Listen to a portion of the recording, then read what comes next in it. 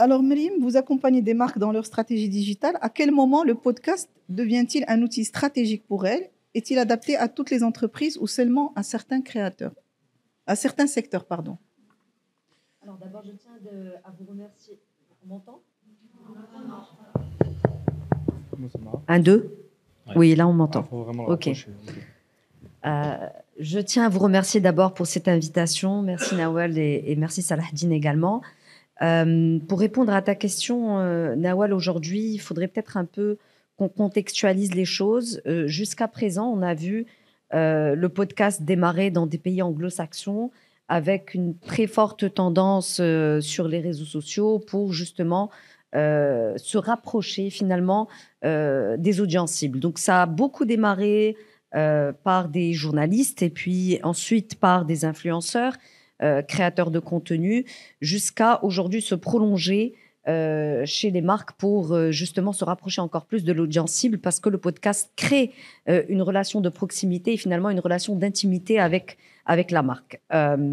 Aujourd'hui, au Maroc, on voit en effet de plus en plus de marques qui demandent à intégrer le podcast dans leur stratégie digitale en fil rouge. Et puis, ça va plutôt intervenir chez des marques qui ont besoin d'éduquer, d'expliquer, d'informer leurs cibles sur différents sujets. On le sait aujourd'hui, une marque sur le digital a plus tendance à vouloir engager ses audiences cibles plutôt que de vendre du produit et d'être commerciale comme elle peut l'être sur des médias classiques offline comme la télé, comme l'affichage ou la radio. Donc le terrain de jeu finalement digital est un lieu où on va aller chercher plus d'engagement, plus d'interaction avec les marques, et le podcast, de par nature, amène cette relation de proximité et d'intimité entre les marques et l'audience cible. Donc, je disais aujourd'hui, quand une marque veut informer, communiquer de façon un peu plus détaillée, elle a deux choix. Le choix numéro 1, le faire en ce qu'on appelle le owned content. Donc, la marque en tant qu'elle-même, elle va prendre la parole et interagir avec ses audiences cibles, ou passer par des créateurs de contenu qui sont justement, eux, dans une posture quasi de podcast quotidienne, parce que quand ils prennent, c'est pas parce qu'il n'y a pas un micro qu'ils ne sont pas dans une posture de podcast. Les créateurs de contenu, quand ils parlent face caméra dans un reel ou dans une story, ils sont dans une posture de podcast. Et donc de plus en plus, la marque prend ce relais-là aussi. J'ai vu tout à l'heure des choses autour de l'IA, et tu l'as dit aussi, Nawal. Aujourd'hui, l'IA, c'est aussi un de mes domaines de prédilection. On a aussi aujourd'hui des marques qui veulent utiliser des avatars AI pour justement essayer de communiquer un peu plus auprès de leurs audiences cibles avec des messages qui vont être plus directs. Alors, je disais que effectivement, les marques aujourd'hui, elles commencent de plus en plus à utiliser des avatars pour passer des messages. J'ai vu le cas de Agence. Je ne sais pas si tu l'as vu en Agence Z. Agence Z. Et aussi, ce matin même, j'ai vu une administration publique. Le CES. Voilà, qui a fait une présentation par un avatar, ce qui est très innovant, très nouveau, et je pense que ça va se dupliquer, ça va prendre le temps de se faire de plus en plus. Donc, excusez-moi. Donc, le podcast aujourd'hui commence à prendre de plus en plus d'ampleur justement dans la communication des marques. Mais ma question à Landry, qu'apporte le podcast par rapport aux autres formats comme la vidéo ou l'écrit, et quels sont ses atouts majeurs en termes d'engagement et de fidélisation? Merci Nawal, merci à tous. Je ne sais pas si on m'entend bien. Oui, on m'entend. Oui, là, super. Là, moi, la première chose que je dirais sur le podcast, c'est peut-être le mot intimité. Justement, parce qu'effectivement, il y a ce rapport. Alors moi, je reste un puriste du podcast, un peu comme Faisal. Pour moi, le podcast, c'est avant tout de l'audio. Je sais qu'aujourd'hui, ça s'est transformé, c'est aussi de la vidéo. Mais cette notion première du podcast dans les oreilles, ce lien indéfectible qu'on a avec l'audio n'importe où qu'on soit, pour moi, c'est la première qualité d'un podcast, et c'est justement sur ce quoi peut capitaliser les marques. Aujourd'hui, une marque peut m'accompagner sous la douche, en train de courir, parce que je vais faire rêver peut-être un public cible en racontant une histoire de science-fiction. C'est ce qui est arrivé, par exemple, pour General Electric avec un podcast aux États-Unis qui a été produit par une agence new-yorkaise. Aujourd'hui, on peut raconter les coulisses d'un magasin, d'un supermarché et de ses produits et des stratégies de marketing et de communication et pourquoi justement le choix de cette pizza, par exemple, avec un podcast audio. Il y a un podcast très connu dans ce sens-là aux États-Unis. Et donc, il y a à la fois ce côté intime, ce côté rêve, ce côté aussi divertissement que peut ramener le podcast.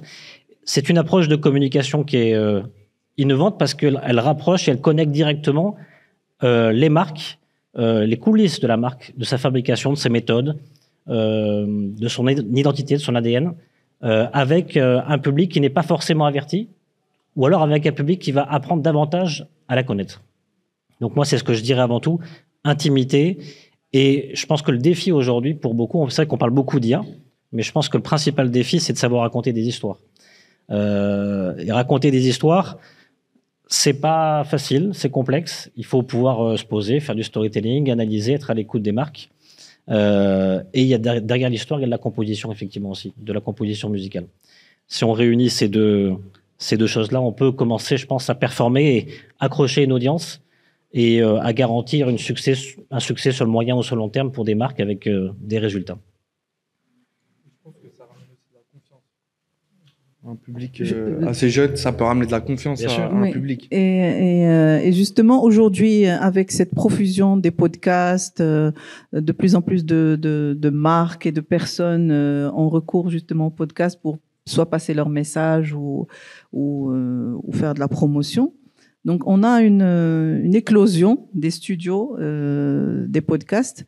Et donc, vous, en tant que créateur de la Casa Podcast, qui est un studio de podcast, vous avez chez vous l'arrivée des marques ou des personnes qui souhaitent produire des podcasts. Et qu'est-ce que vous voyez? Est-ce que vous voyez des marques qui viennent pour quel genre de message, en fait, ces marques viennent chez vous? Est-ce qu'elles viennent pour faire de la promotion ou est-ce qu'elles viennent pour justement utiliser leur branding pour transmettre des valeurs ou pour attirer plus agrandir leur communauté ou leurs consommateurs? Déjà, enchanté, merci pour l'invitation, on est honoré. Alors nous, on a ouvert la Casa Podcast parce qu'il y avait une demande forte de la création de contenu. Et on voulait se positionner et on n'avait pas de studio au Maroc pour ça. C'est pour ça qu'on a ouvert. Et ensuite, pour revenir sur les marques, c'est vrai que les marques nous contactent pour raconter une histoire, pour du storytelling, pour humaniser leur marque, pour donner confiance et surtout, je pense, pour toucher une audience plus grande. C'est-à-dire une marque qui va passer à la télévision. Moi, personnellement, je ne regarde plus la télévision, ça fait bien longtemps. Mais je peux aller sur les réseaux, sur Instagram, sur TikTok. Et peut-être cette marque-là va me toucher en me ciblant. Ça veut dire on va toucher un public différent. Mais c'est un public qu'on ne peut pas imaginer. Ça veut dire, en fait, on peut ouvrir les portes de cette marque à la terre entière. Parce qu'on peut traduire, grâce à l'IA aujourd'hui, on peut traduire un podcast en arabe, en français, en anglais, en américain, ce que vous voulez. Et c'est vrai que les marques viennent chez nous pour humaniser leur contenu, donner vie à leur marque surtout. Et voilà, entre guillemets, c'est ça. Mais après, nous, on a beaucoup de créateurs de contenu qui viennent pour leur propre podcast parce que on les voit assez rigolos, marrants sur Snapchat, etc. Mais quand ils veulent parler de sujets un peu plus sérieux, c'est vrai que devant une caméra et un micro, ça fait tout de suite plus sérieux. Toi, Myriam, quand tu travailles avec les marques qui ont recours au podcast, est-ce que parce que, par exemple, quand on fait de la pub ou quand on arrive à valoriser ou à faire un retour sur investissement par rapport à la communication. Est-ce qu'aujourd'hui, on arrive à avoir des chiffres derrière l'utilisation du podcast comme un outil de communication pour les marques? Est-ce qu'on arrive déjà à palper un petit peu le retour ou comment on peut matérialiser l'utilisation de ce nouveau canal de communication? Alors, comme tout levier publicitaire, le podcast ou autres leviers ne permettent pas de faire un lien direct entre les ventes, on va dire, d'un point de vue business et la qualité du contenu ou la qualité du podcast. Ça, aucun outil aujourd'hui de communication ne permet de le faire, que ce soit l'affichage, la télé, les médias ou autres. Par contre, on peut tout de suite se rendre compte que par exemple sur une diffusion réseaux sociaux, que les métriques, ou sur une diffusion Spotify, que les métriques en termes de reach, en termes d'engagement, en termes d'interaction, en termes d'impression, sont tout de suite multipliées par pratiquement 10. Donc oui, il y a en effet un effet catalyseur de par cette proximité, de par cette intimité, comme disait Landry, et de par cette relation unique qui se crée entre la marque ou, encore une fois, j'insiste, le créateur de contenu et les audiences cibles. Maintenant, pour aller déterminer un lien direct avec un pic de vente, on n'y est pas encore. Peut-être que plus tard, comme ça a été fait sur la création de contenu, mettre des liens URL pour rediriger sur un site e-commerce de vente et aller monitorer ou traquer le nombre de ventes qui ont été créées par ce contenu X. Oui, à ce moment-là, on pourra mesurer. Là, les mesures sont uniquement d'un point de vue de notoriété entre guillemets et considération. C'est-à-dire combien j'ai réussi à toucher de monde fois le nombre de fois que ces personnes l'ont vu, donc le reach, enfin les impressions et le reach, et puis les interactions. Donc, si je comprends bien, aujourd'hui, le podcast reste quand même un nouveau canal de communication et c'est un peu trop tôt, je pense, de pouvoir mesurer l'impact par rapport à la communication des marques. Toutefois, de plus en plus de marques ont recours quand même au podcast et c'est ma question à Landry. Landry, aujourd'hui, tu fais partie d'un groupe média et c'est un groupe média historique au Maroc qui a fait le virage du digital et entre autres du podcast, et tu arrives à attirer, je veux dire, pas mal de marques de grandes marques et des marques institutionnelles au podcasting, et elles jouent le jeu.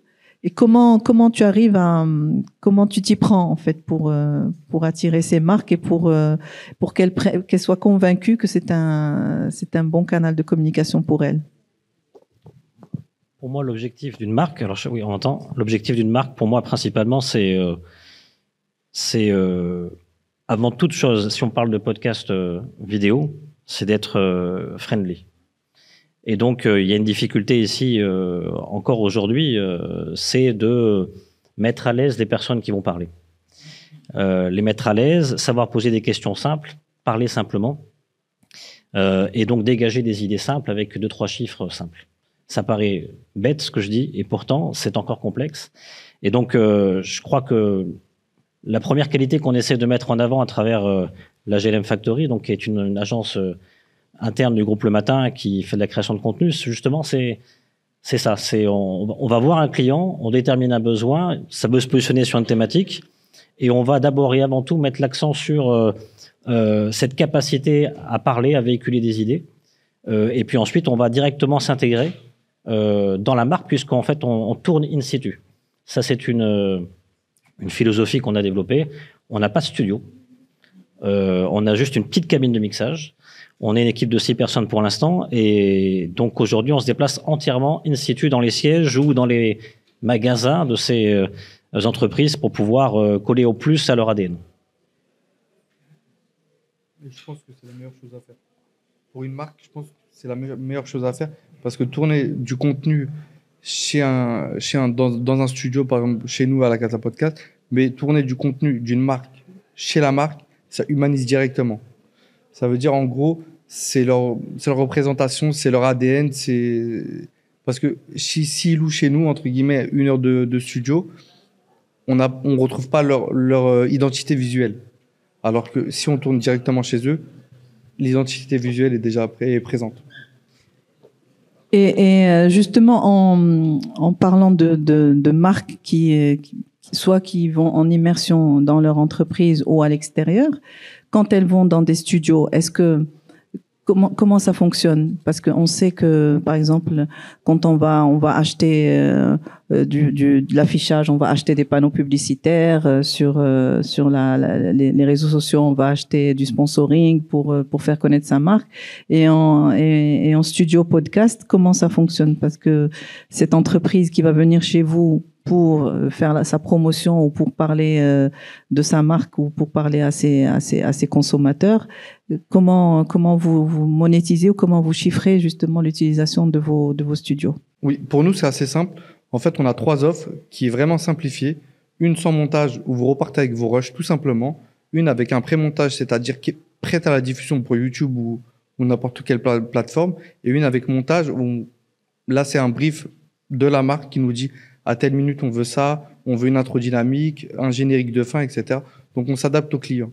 Mais moi, ce que je propose aux marques, entre guillemets, c'est de venir avec un style, un néon, un tableau, un truc personnel pour une identité visuelle qui se remarque directement. Il n'y a pas de... Je m'attendais à plus de. c'est assez simple, c'est trois offres. Oui. Et comment vous avez eu l'idée de créer un studio de podcast? Parce que c'est vrai on en avait parlé d'ailleurs une fois. C'est un téléphone avec une caméra et un micro et on pouvait faire un podcast. Mais ça a pris tellement d'ampleur qu'aujourd'hui les gens veulent se mettre dans des situations avec de la décoration, avec des éclairages, de la lumière. D'ailleurs, nous aussi, on a essayé un petit peu de reproduire un style de studio podcast. Comment est née l'idée? Est-ce qu'il y a eu de la demande ou est-ce que dans quel sens a été lancé le studio? Donc moi je vis à Paris et en fait à Paris j'ai une boîte de production, donc je suis dans l'audiovisuel et tout simplement en vacances à Casablanca on voulait tourner un podcast car à Paris on tourne plusieurs podcasts et on cherchait sur internet et on n'en a pas trouvé sur le Maroc. Il n'y avait pas de studio qui proposait ça. Donc, on a eu l'idée avec mon cofondateur Nazim Khaled d'ouvrir un studio. Mais l'étude de marché était difficile car il n'y en avait pas ça n'existait pas. Donc, on est parti de rien et on a essayé d'écrire une belle histoire. Mais l'idée vient de là. C'était de la création de contenu qu'on voulait tourner au Maroc, mais on n'avait pas trouvé de studio. Et à ce moment-là, on s'est dit, ouvrons la Casa Podcast. Et on était les premiers sur le marché. Et franchement, vu l'ampleur que ça a pris, il y en a tellement maintenant. Et on est honoré d'être les premiers au Maroc, en tout cas. Et Mrim, comment tu collabores avec les marques? Est-ce que tu leur proposes... comment tu fais les podcasts avec les marques en tant qu'agence? Écoute, très souvent... Excuse-moi, est-ce que tu conseilles déjà Oui, justement, c'est ce que j'allais dire. Très souvent, quand il y a une nouvelle tendance sur le marché, forcément, on va l'intégrer dans nos stratégies. Ça, c'est d'emblée, c'est la valeur ajoutée d'une agence. On ne peut pas se permettre de proposer des choses aux clients sans intégrer une innovation ou une tendance qui est sur le marché, comme on l'a fait sur d'autres sujets tels que l'IA, tels que le FOH ou autre. Donc, il faut être... et c'est ce qui fait d'ailleurs la différence entre une agence et une autre. Et on le sait, la compétition dans notre secteur est très, très élevée. Donc, il y a un moment où il va falloir qu'on soit différenciant et unique dans notre proposition de valeur à un client et forcément intégrer une nouveauté ou une tendance actuelle du marché telle que le podcast devient une évidence. Donc, oui, on en propose. À certaines marques qui ont encore une fois cette dimension conseil, éducation de marché, etc. à faire. Je donne un exemple, une marque FMCJ par exemple, qui on le sait, les marques FMCJ dépensent beaucoup d'argent sur le digital. Il n'y a pas trop de choses à dire ou à faire pour elles sur le digital. Sur un podcast. Donc, on essaye de leur trouver de nouveaux axes de communication aussi. Donc, même les stratégies vont venir s'adapter à un levier. Et ça, c'est important parce que jusqu'à présent, on réfléchissait la stratégie et on trouvait le levier. Là, aujourd'hui, on est en train de faire les choses inversement, c'est-à-dire, j'ai un nouveau levier qui fonctionne, qui est le podcast. Comment réfléchir indépendant de la stratégie de marque pour intégrer le podcast dans son mix marketing digital. Et donc, c'est vraiment comme ça qu'aujourd'hui, on travaille. On l'a fait pour plusieurs marques jusqu'à présent, télécom, beauté et autres, et même dans des secteurs assez compliqués tels que les cimenteries, par exemple. Et sincèrement, ça fonctionne et les clients sont plutôt contents. Donc, oui, nous, on y est et de plus en plus, on on le recommande aux marques. C'est plutôt rare que ça vienne des marques. Mais je pense encore une fois que c'est juste une question de temps et que ça va arriver aussi. Ça va prendre de l'ampleur. Justement, en parlant d'agence, moi-même, en tant qu'agence, quand je conseille du podcasting à mes clients, ça les surprend un peu et ça les intéresse en même temps parce qu'ils ont compris que ça permet de pouvoir transmettre ces messages. Et le podcast, je pense que c'est beaucoup plus que promotionnel, mais on peut associer le podcast d'une marque à de la transmission de valeur. On peut l'utiliser dans la RSE, on peut l'utiliser dans d'autres types de canaux de communication, pas forcément dans la promotion d'un produit, mais plus pour la transmission de valeur ou pour peut-être se concentrer sur un secteur. Et je parle de l'eau, par exemple. L'eau peut faire des podcasts sur le sport ou sur on n'est pas forcément pour parler de l'eau, mais pour associer son image à une valeur ou une activité qui a un lien avec ou par rapport à la femme ou un certain nombre de sujets qui sont aujourd'hui d'actualité dans notre pays. Et pour toi, Landry, si on devait parler de comment tu arrives à convaincre justement des marques à faire des podcasts ou intervenir au sein de podcasts. Et est-ce que tu fais des podcasts uniquement pour la marque ou est-ce que tu fais des podcasts thématiques et à ce moment-là, tu intègres des entreprises?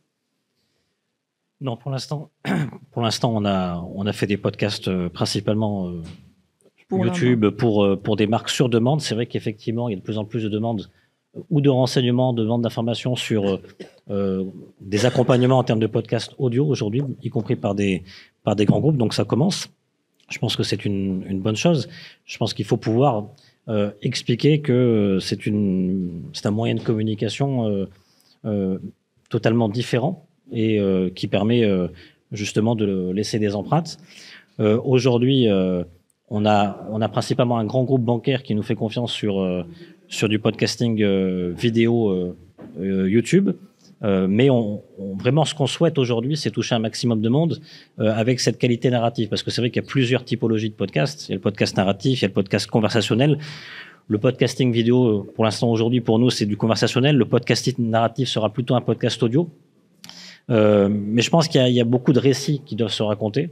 Tout à l'heure, je donnais l'exemple de General Electric sur leur podcast Le Message, qui est une série de science-fiction. Ça, c'est des choses à imaginer, sur lesquelles il faut pouvoir convaincre et montrer de la valeur ajoutée en termes de positionnement pour pouvoir faire la différence et prendre un train d'avance. Je crois qu'il y a vraiment un train d'avance aujourd'hui pour les premières marques qui vont se greffer à des podcasts de ce type-là. Et puis, il y a d'autres choses. Alors, on peut parler de podcast ou pas, mais il y a Panzani. C'est une playlist musicale.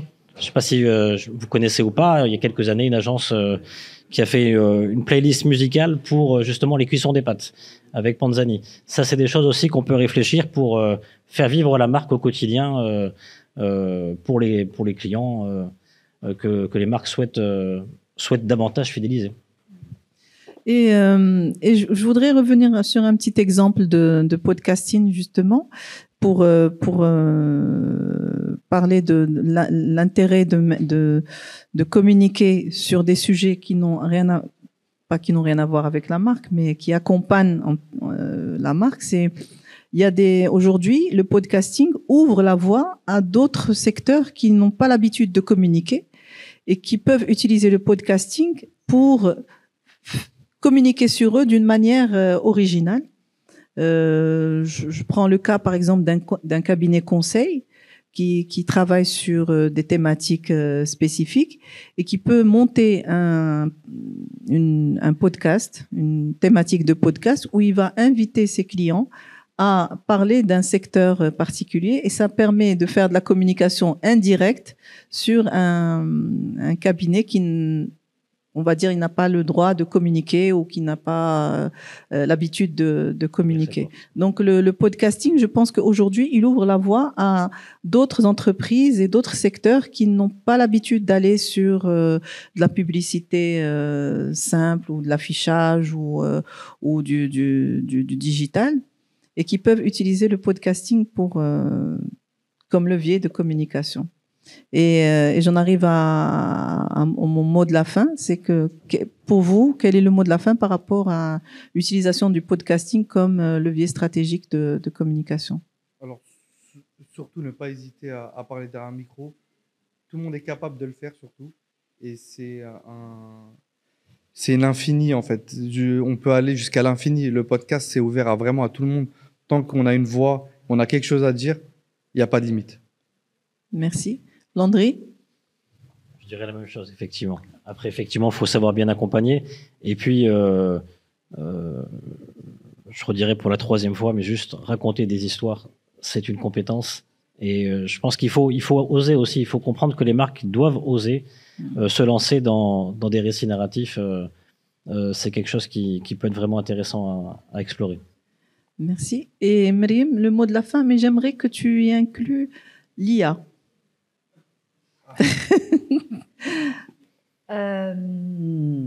Forcément, je vais parler du panel précédent. Justement, on en a parlé précédemment. Je vais parler du panel précédent. Donc, concrètement, je vais peut-être donner mon avis sur la question, même si moi, je ne suis pas... comment dire, je suis partagée, quand il s'agit d'IA, je suis partagée entre l'éthique, parce que j'ai une véritable passion pour l'être humain, et la technologie, parce que j'ai une véritable passion pour la technologie. Donc, technologiquement, l'IA, malheureusement, va finir par remplacer quelques jobs. Ça, c'est indéniable. Même si on ne le veut pas et même si on ne le voit pas venir ou on n'a pas envie de le voir venir, mais c'est un vrai sujet. Aujourd'hui, certes, l'humain est derrière, mais c'est parce qu'on est... Alors, dans l'IA, il y a 7 levels, 7 niveaux. Aujourd'hui, on n'en est qu'au 4e. Donc, ce qui arrive, ce qu'on appelle le AGI, donc le Generative AI, c'est le fait que un outil LLM, donc un Large Language Model, les Large Language Models, c'est type ChatGPT, Mistral, DeepSeek, etc. C'est ce sur quoi... C'est l'infrastructure de l'IA sur quoi on dépense des millions de dollars pour pouvoir ensuite construire des produits au-dessus. Alors, ces LLM-là, aujourd'hui, ne sont pas intelligents au point de faire du multitasking. C'est pour ça que vous voyez des outils d'IA. Il y en a un qui fait que des voix, IA. Il y en a un autre qui ne fait que du texte. Il y en a un autre qui ne fait que de la vidéo et ne sont pas capables aujourd'hui d'être multitask, d'être polyvalent. Quand le AGI va arriver, et c'est ce sur quoi aujourd'hui ils sont en train de se tuer et de s'entretuer les Américains et les Chinois, c'est le premier qui va le sortir. Là, on voit une course au meilleur LLM, le plus rapide, le moins coûteux, etc. Mais la vraie course sur laquelle ils sont tous et ils lèvent des trillions de dollars, c'est la AGI.